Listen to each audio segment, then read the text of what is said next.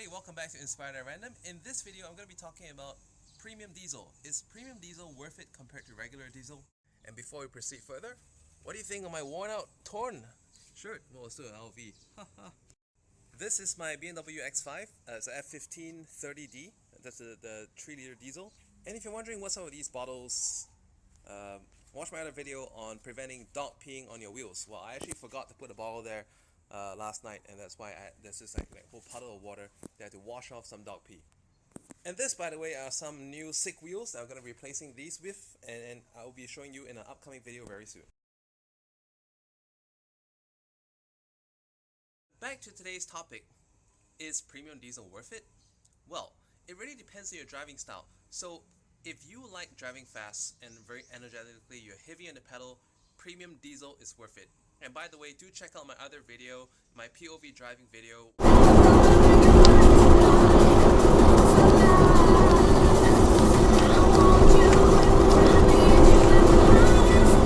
I live in Bangkok, Thailand, and right now the price of diesel, or premium diesel, is slightly higher than premium petrol.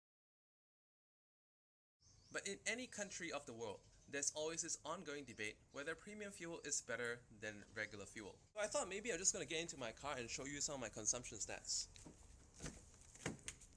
I used a shortcut right here to give me the consumption stats. And some of you are going to say this stat sucks, right? But then again, everyone's driving method is different.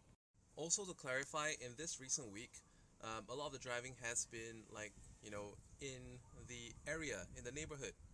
And there's a lot of, very sickening road hogs, so I go hard and just, zigzag between all of them. As you know, there are different driving modes. There's the Eco Pro, there is the Comfort, there is the Sport, there is the Sport Plus. As for me, to be honest with you, I actually usually drive in Comfort, and if I have to slow down going up over a bump or coming down from it, rather than have to go through the gear shifting, which I can do, but sometimes I just find that Sport Plus does a really good job. Regular fuel, regular diesel is going to be okay for those people who use like Eco Pro all the time.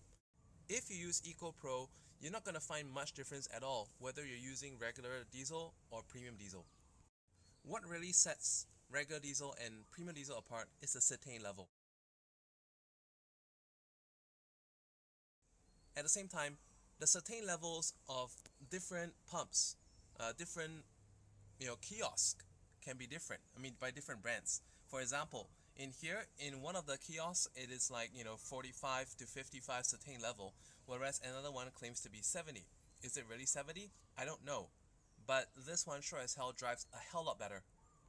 I did not know that this pump had that high cetane level in the first place, and I still don't know if it's true.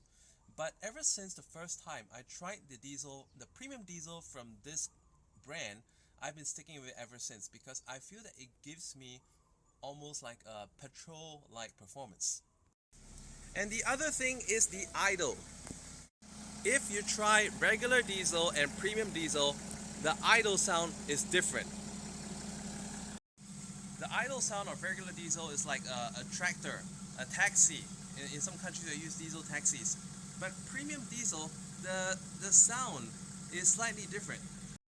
Having only driven petrol cars before this, I felt that when I switched to diesel, and when I first picked up the car, and it was filled with regular diesel, I was like, oh my god, this car is running like it's got asthma. But when I tried premium diesel, it was like a world of difference. For some of you who drive Mercedes, you realize that in the regular mode, it kind of like goes off in gear 2. Or rather, it goes from gear 1 to gear 2 almost like just like that. And as a result, it's like super sluggish. And when you put into sport, it's a whole lot of difference. But you know what? With premium diesel for this car, which is a turbo diesel, when I put in the premium diesel, you can feel it. And premium diesel economy for me is a hell lot worse. Why? Because it feels so fun to drive. And it makes me just want to, rev it because I know that I can summon the power to, zigzag through the bunch of roadhogs up ahead. But if I'm driving a regular diesel, it's like the car's got asthma or something, and it's like, and it's like, it just cannot get the respiration going, and it's unable to even pick up the speed.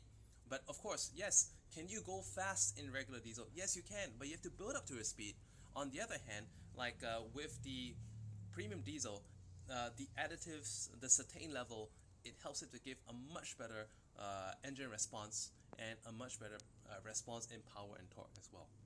Just a quick little sharing, I did try the diesels, the premium diesels from PTT, from Esso, from Shell, and from Bangchak. These are some of the brands available here in Thailand. I like Bangchak the best. But second of that, I like Esso. I have not tried Caltex yet. Caltex was great for Petrol, but I haven't tried it yet. But if I were to then compare between the ones I've tried, so Esso and Shell, I find them about the same. Maybe Esso's a little bit better than Shell.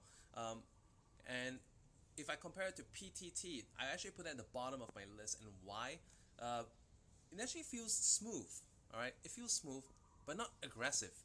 And my kids commented that, well, it sounds good, but it doesn't really have power. Alright, so that's something to think about, and I hope this video has given you like some things to notice when you compare your premium fuel. And if possible, most of these websites, most of these petrol company websites would have some information about the cetane levels. So do check that out and make your choice. And just final sum up, if you want performance, premium diesel. If you want economy, just stick to the regular diesel. But even if you're an economy, an eco-pro driver, it's still a very good idea to refill with premium diesel from time to time. The reason for that is because it does help to clean those injectors, which gives your engine a longer performing life.